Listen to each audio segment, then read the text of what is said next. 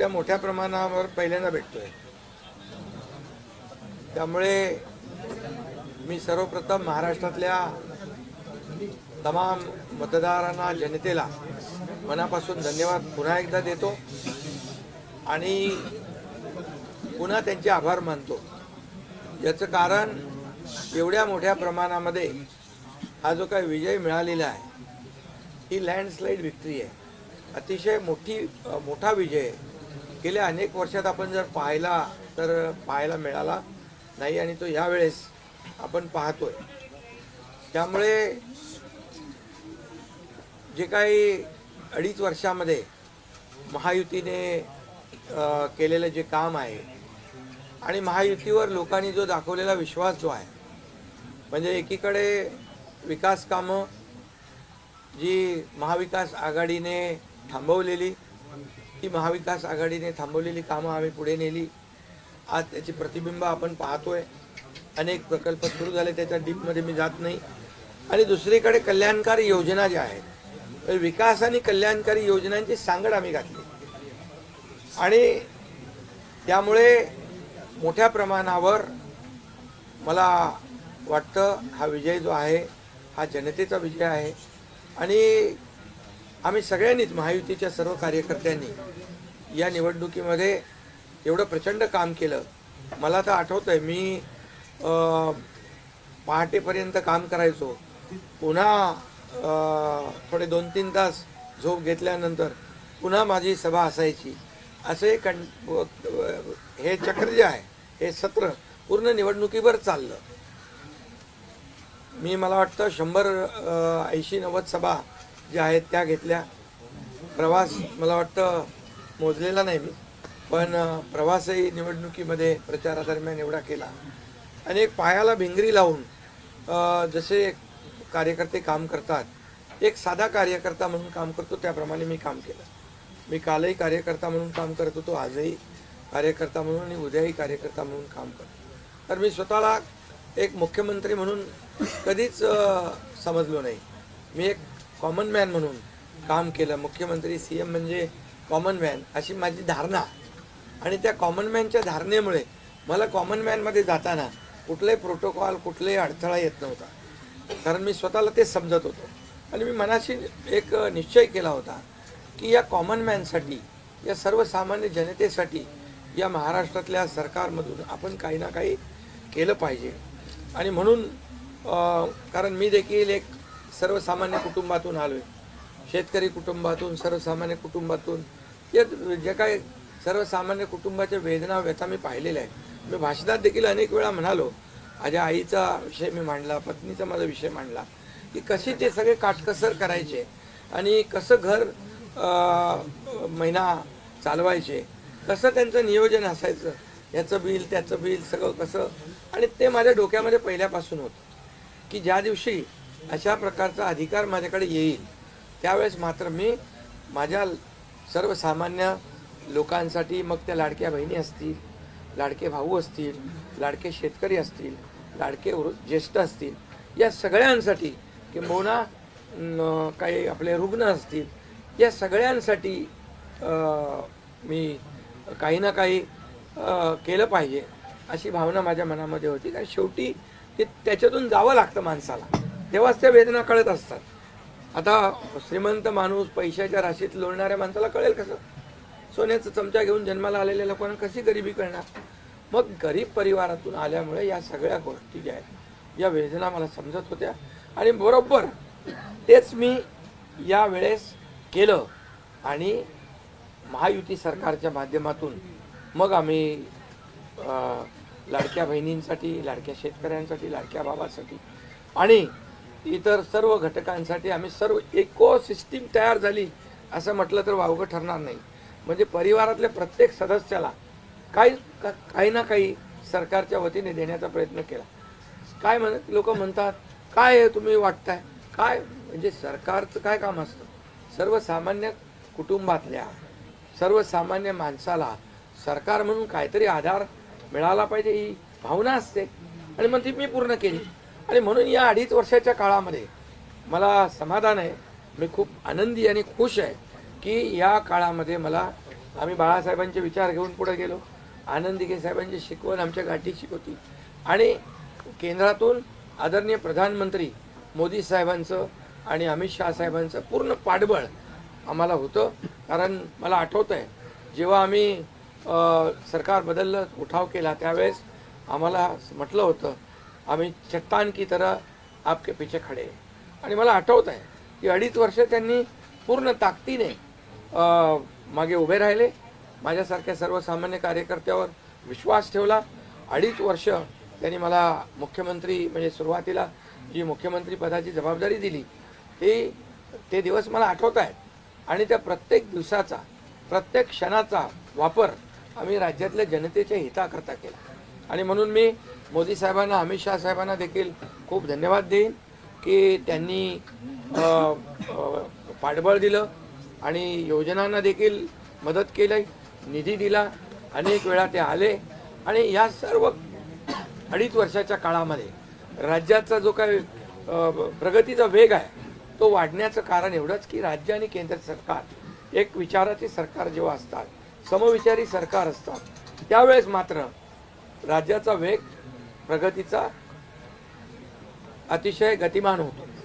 आणि म्हणून हे सगळं जे आपण 2.5 वर्षाच्या कारकिर्दीमध्ये मी खूप समाधानी आहे. आणि मी आपल्याला सांगू इच्छितो की मी काय त्या डिटेलमध्ये जाणार नाही, परंतु आम्ही घेतलेले निर्णय जे आहेत हे ऐतिहासिक निर्णय आहेत. आतापर्यंतच्या इतिहासामध्ये कधीही कुठल्याही सरकारने एवढे निर्णय घेतले नव्हते. त्याचे साक्षीदार तुम्ही पण आहात. पत्रकारांचे पण विषय असतील तेही आम्ही सोडवले, सगळ्यांचे सोडवले विषय, कोणाचे ठेवले नाही. आणि जे महाविकास आघाडीच्या काळामध्ये शेतकऱ्यांचे प्रश्न, सिंचनाचे प्रश्न, जे सिंचनाचे मान्यता, ज्या 4 मान्यता मिळायच्या, दादा भुसे मंत्री आहेत हे, आणि आमच्या काळात 124 सिंचन प्रकल्पांना मान्यता दिली सुप्रमा. त्यामुळे हे जे काय आहे आज मी पाहतोय की प्रचंड असं या राज्याच्या प्रगतीचा वेग. आणि लोक म्हणतात काय काय सगळे सांगतात राज्य कुठे गेले. राज्य 1 नंबरला नेण्याचं आम्ही काम केलं. कारण मला आठवतं आहे की जेव्हा अगोदरचं आमचं महायुतीचं सरकार होतं, देवेंद्रजी मुख्यमंत्री होते, तेव्हा राज्य पुढे होतं.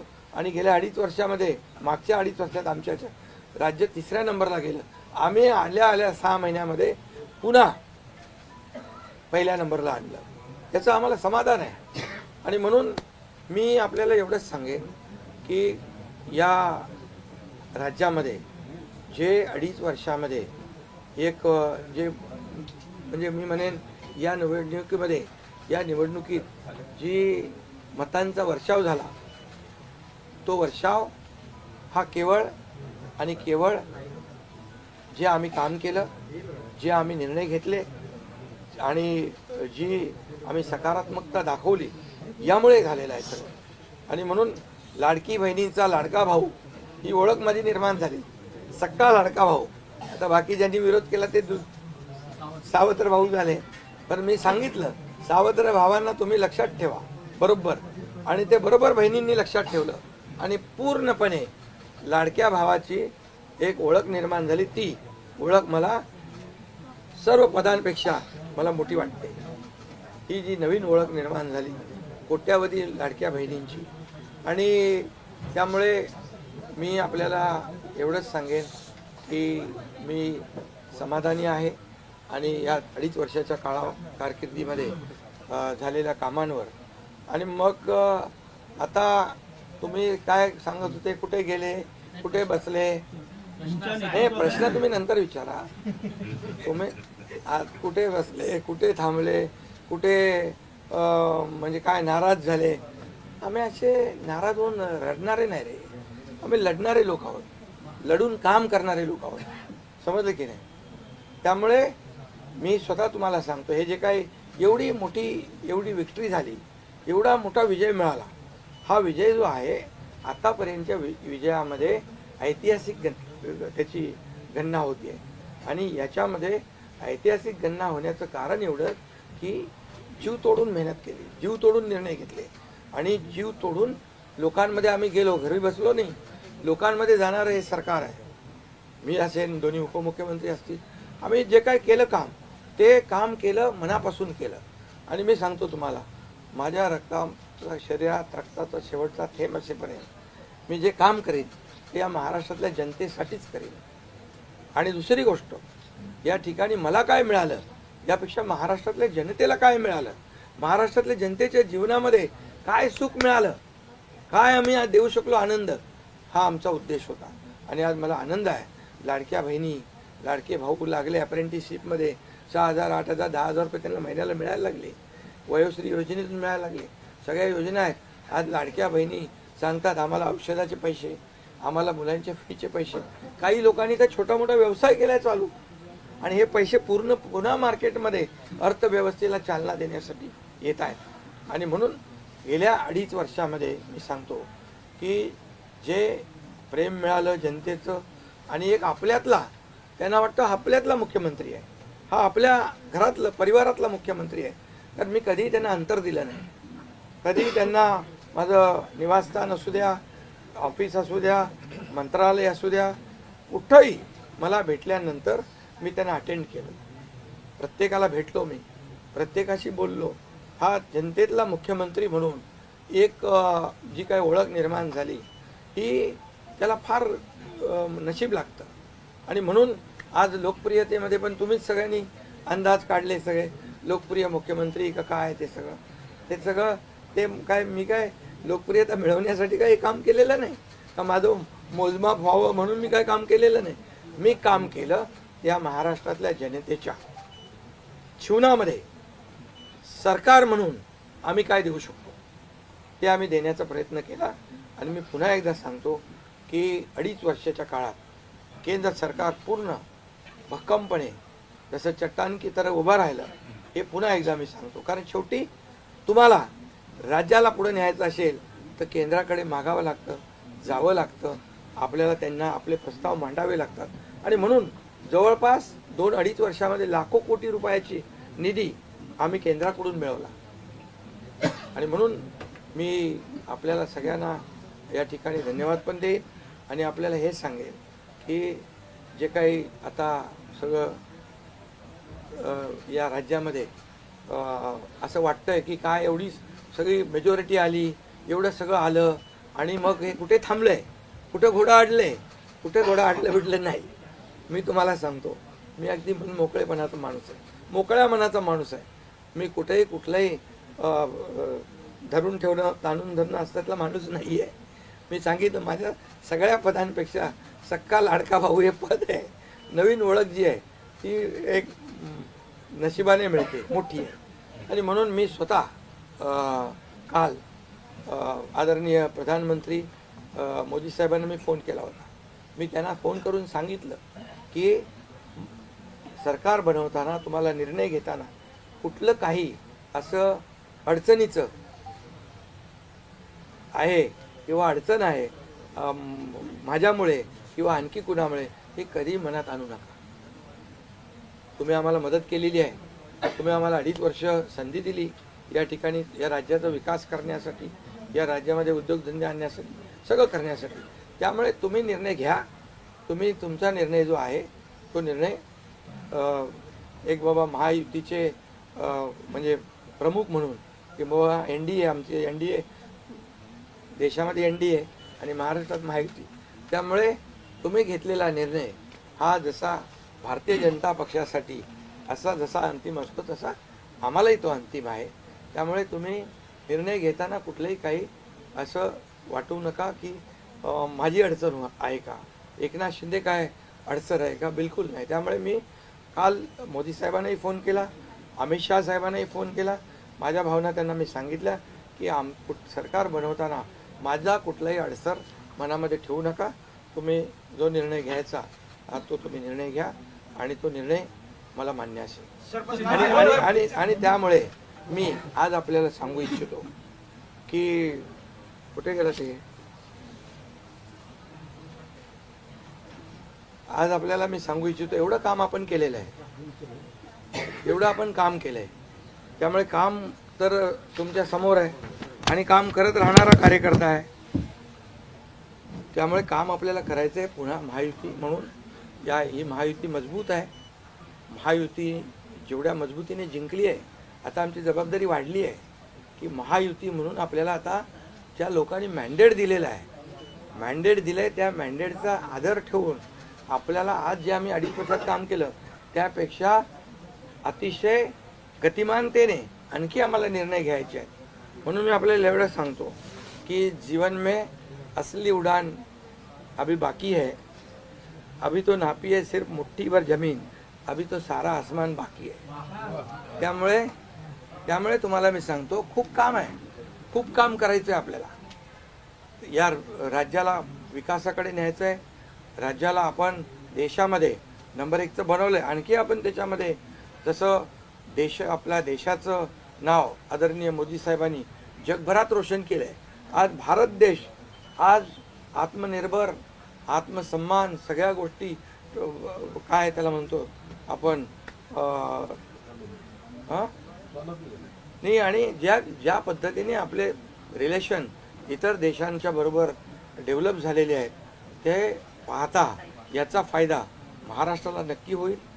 महाराष्ट्राला त्याचा फायदा घेतला पाहिजे आणि म्हणून कुठलीही कोंडी आणि कुठलेही काही राहू नये म्हणून मी आज तुम्हाला बोलवलं आहे. आणि भारतीय जनता पक्ष वरिष्ठ नेतृत्व जो निर्णय घेतील मुख्यमंत्री बनवण्यासाठी, भारतीय जनता पक्षाचा महायुतीचा जो निर्णय मुख्यमंत्री बनवण्याचा घेतील त्याला पूर्णपणे शिवसेनेचं समर्थन आहे, शिवसेनेचा पूर्ण पाठिंबा आहे. भारतीय जनता पक्षाचा म्हणजे आज आमची बैठक होईल आणि त्यांच्या बैठकीमध्ये जे काही ठरेल ते मी कालच त्यांना सांगितलेलं आहे की जो निर्णय आपण घ्याल तो एकनाथ शिंदेला मान्य आहे, शिवसेनेला मान्य आहे. आणि त्यामुळे कुठलंही काही कोंडी, कुठलंही काही अडसर, कुठले काही नाराजी, कुठलं काही हे सगळं काही नाही आहे. स्पीड ब्रेकर नाही आहे. अगोदर महाविकास आघाडी स्पीड ब्रेकर होते, ते स्पीड ब्रेकर आम्ही काढून टाकले. त्यामुळे इथं कुठलाही स्पीड ब्रेकर नाही आहे. आणि म्हणून जो निर्णय भारतीय जनता पक्षाचे दिल्लीचे वरिष्ठ नेते मोदी साहेब आणि अमित शाह साहेब घेतील त्याला पूर्णपणे समर्थन, पाठिंबा आमच्या शिवसेनेचा आहे. आप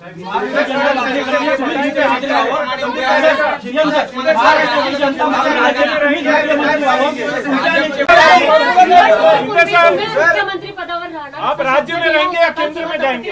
अरे तो मगाशी विचारलं ना ते.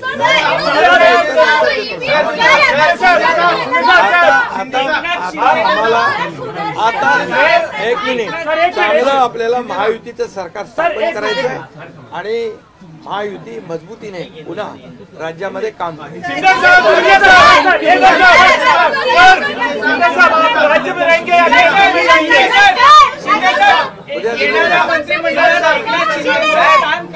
अरे बाबा, मंत्रिमंडळात एकनाथ शिंदेचं स्थान काय असणार? उद्या आमची बैठक आहे. त्या बैठकीमध्ये तिन्ही पक्षाची बैठक आहे दिल्लीला अमित भाईंच्या समोर. त्यामुळे सगळं त्या ठिकाणी चर्चा होईल आणि चर्चा होईल आणि त्यामध्ये निर्णय होईल.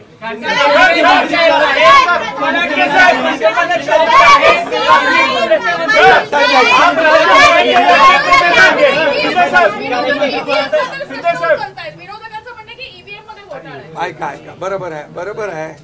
तुम्हाला ईव्हीएमचं सांगतो मी. जेव्हा ते हरता झारखंडमध्ये काय होतं, ईव्हीएम बरोबर होता का?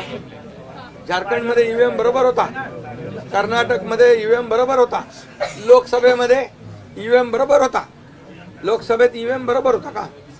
आता हरल्यावर तुम्ही रडीचं डाव काय खेळताय?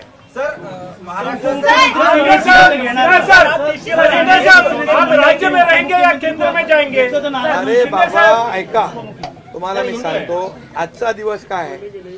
आजच्या दिवसामध्ये मी काल मोदी साहेबांशी बोललो, अमित शाह साहेबांशी बोललो की सरकार बनवण्यामध्ये कुठलाही आमचा अडथळा नाही आणि तुम्ही जो निर्णय घ्याल त्याला आमची मान्यता आहे. आज मी काय म्हणालो, जो वरिष्ठ निर्णय घेतील मोदी साहेब आणि अमित शाह साहेब त्याला शिवसेनेचा पूर्ण पाठिंबा आहे, पूर्ण समर्थन आहे. आता उद्याचं मी सांगतो, उद्या अमित भाईंच्या बरोबर बैठक आहे. त्या बैठकीमध्ये जे काही चर्चा होईल आणि महायुती सरकार स्थापन होण्यासंदर्भात साधक बाधक सगळी चर्चा होईल आणि निर्णय होईल. महायुती सरकार स्थापन होईल. जाएंगे सर? शिंदे साहब, आप राज्य में रहेंगे या केंद्र में जाएंगे? तो मुझे वहाँ क्यों भेज रहा है? आप डिसीजन बनाइए क्या सर? ये बताइए। देखो अभी हम समाप्त करते हैं। अभी रुको, शिंदे को मौका देंगे, उप मुख्यमंत्री बनाने के लिए श्रीकांत शिंदे को मौका देंगे। अभी रुको। कल जो है, कल के लिए कुछ बाकी रखो। कल मैंने आदरणीय मोदी जी को फोन करके कहा है, ये मैंने कहा है। अभी लास्ट का बता रहा हूँ, इसके बाद कोई सवाल जवाब।